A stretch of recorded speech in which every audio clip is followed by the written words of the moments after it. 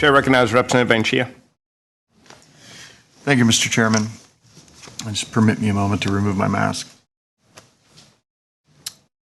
Mauricio and Kurt, thank you. I'll just refer to you by your first names because I know you previously. Thank you for being here. Vistra is an important corporate citizen in Dallas, so we're grateful that you came here. And not just that you came here, but that you provided some real frank talk, which I'm grateful for. Honestly, I had kind of low expectations for these hearings because I just figured market participants would just point at each other and not really talk about the root causes. And I'm very, very grateful that Chairman Hunter engaged in some plain talk himself and in his very, what I would describe as skillful and animated line of questioning, caused there to be some direct answers. And so I want to talk to you about two things. One, I want to talk to you about regulatory structure.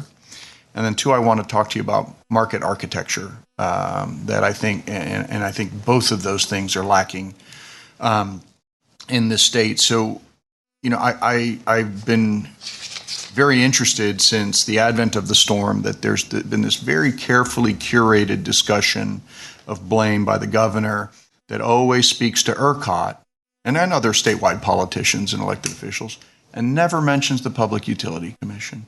And it takes great pains to just talk about this sort of nonprofit that's out here in the ether, you know, that's responsible for the grid, and never discuss the actual regulator that we empower as a legislature that promulgates rules, that has rulemaking ability, and that actually regulates the market, right? And so I want to spend a little time on that because during Chairman Hunter's questioning, there was unanimity among both of you that the PUC bears responsibility here as well. And you both said it. And I agree. And the PUC, the Public Utility Commission, is a public entity. And I'm anxiously awaiting their arrival, I promise you today. I'm going to spend a little bit of time with them and ask them some of the same questions that Chairman Hunter wanted to discuss. And Chairman Hunter, I share your frustration of not being contacted by the PUC, including when I served on Sunset, and they've gone through Sunset many, many times, and you never hear from them, rarely. Till I heard from one commissioner after the storm just yesterday, right, in advance of this hearing. So I do want to spend a little time with them. And I think, I can't remember who mentioned it. It was one of the panelists or Chairman Hunter, that you can't talk about ERCOT without talking about the PUC. I mean, it's like this. They're intertwined.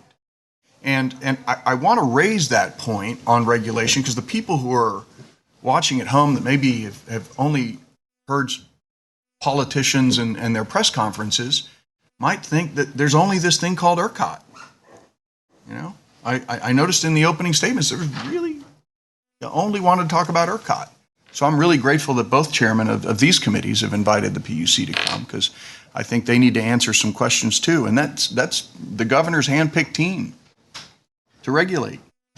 I mean, the Senate, we don't even get to, they're not elected, right? They're not answerable to even the House.